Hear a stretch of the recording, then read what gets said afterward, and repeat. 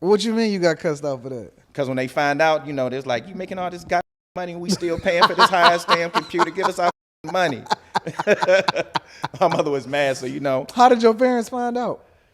Um, to be honest, I don't have the slightest idea. Oh, well, I would have a petty cash hat in the basement, and I guess my father came downstairs one day and seen it was just a lot of money in his hat. So he would write IOUs and said, he'll just give me the money back. And one day he just got the heart, what the hell are you doing to make all this money? And I was just like activating cell phones and hanging out with my crew. He was like, you doing good like that? I was like, yes, sir. He was like, you gonna pay my car note? I was like, yeah, no problem. So, that's how my father found out. I guess my father eventually told my mother. But it took a while before he told her. Yeah, I'm sure it did take a while before he told her. He was like, listen, we're going to come up. We're going to get this money. Yeah. Car note paid for, petty cash. I got to write as many IOUs as I want. Yeah, but I was unaware that, because, you're young, you don't know about laws like that. Yeah. So I was unaware that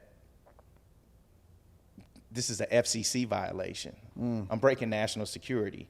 Because not only was I activating cell phones, I could pop a cell phone in test mode, and I could use that to eavesdrop on other cell phones. But I could also eavesdrop on cordless phones at the same time. So people was hiring me to spy on other individuals. And then in my leisure time, I would just pop a cell phone in test mode and just listen to the airways. And after a period of time, my boys would pay me to activate a cell phone, and they'd just drive around and go rob. Straight up.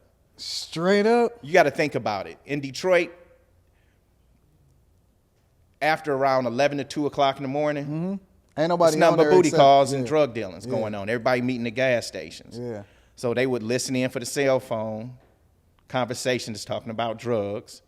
And, people don't know that you can eavesdrop on these cell phones. He's like, yeah, I'm going to be at the gas station on such and such and such. I'm going to leave it at the house. Man, what's the address? They say the address. My boys are hurting, swoop up there, take their drugs. So we know we started a bunch of fights. Eavesdropping on conversations. Yeah, it was. And this is the 90s. It was early 90s. For real, the Wild Wild West in Detroit. Man, that's crazy. That's insane. That was just fun. So, okay, all right. So,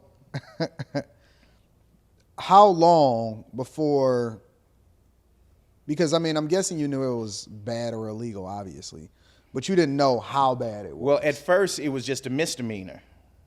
But, of course, the things get more political. Corporations at that time, it was Ameritech, yeah, I remember, which is now Ameritech. AT&T, and then it was Cellular One, which is now Verizon Wireless. Yep. When they started losing money, we later found out through court documents that we caused a 38% loss in the United States in cellular sales. Well, yeah, you was the burnout. You was the person that brought burnouts to the streets. Yeah, but, it wasn't all me.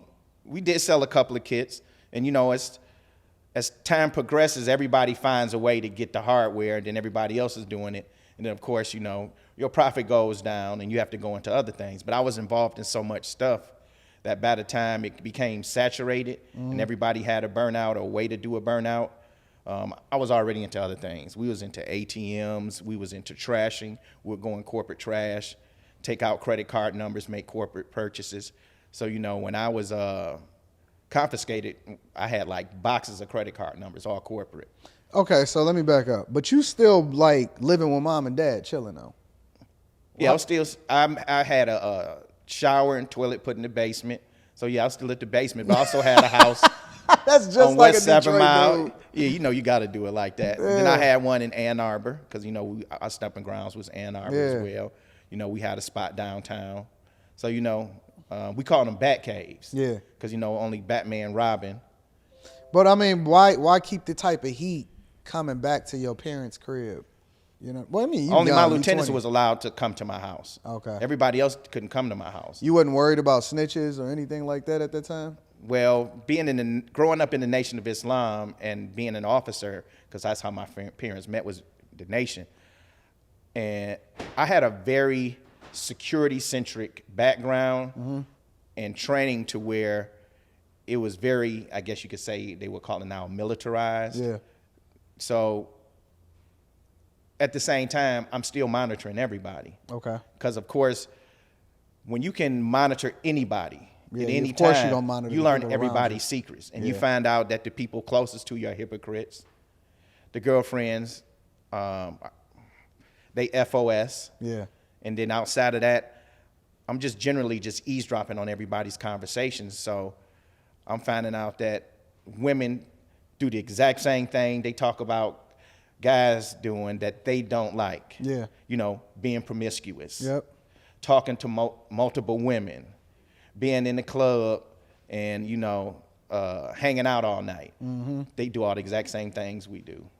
You know, the funny thing about it is this seemed like a gift and a curse at the same time, because it's like I can't unsee what I hear and what I saw. It's almost like ignorance really is bliss, like living in the Matrix. Definitely. Right?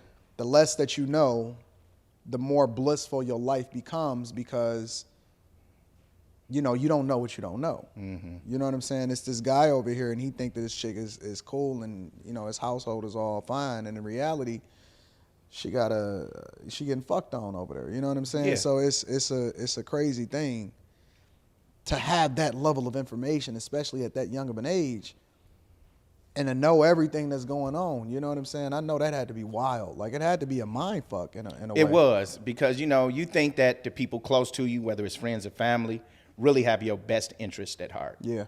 And you find out that most of them is just full of shit. So, you know, my boy Glenn right here. Yeah, shout out to Glenn. His girlfriend, baby mother, she hates my guts. Why? Because he talked me into getting into her computer. And I told him, the hard thing isn't for me to get into the computer. The hard part is for you to know and keep your mouth closed. And I said, now you know that ain't gonna happen. Oh, of course not. That's why she hates my Shout out guts. to Glenn. I said, don't say anything. And, you know, of course, he found out what he needed to find out, what was true. Yeah. Of course, she denied it. But, you know, I'm the one that people come to when they want big facts. Yeah. You know, you can't dispute this because I'm going to record you. Yeah. And when you present certain information, a person know they can't lie, they know they busted. Mm-hmm. And, of course, I know she said, and how did you find this out? You snitch, Glenn? So, yeah, okay. Glenn said So how did she know it was me then? That ain't got nothing to do with anything. Glenn said it's process of elimination. Most people knew I was good in computers, but Glenn said it's process I didn't of never give elimination. up any information on what I was doing to nobody. Yeah. Not even. Glenn? All my other friends are not that. Yeah, he dropped the ball.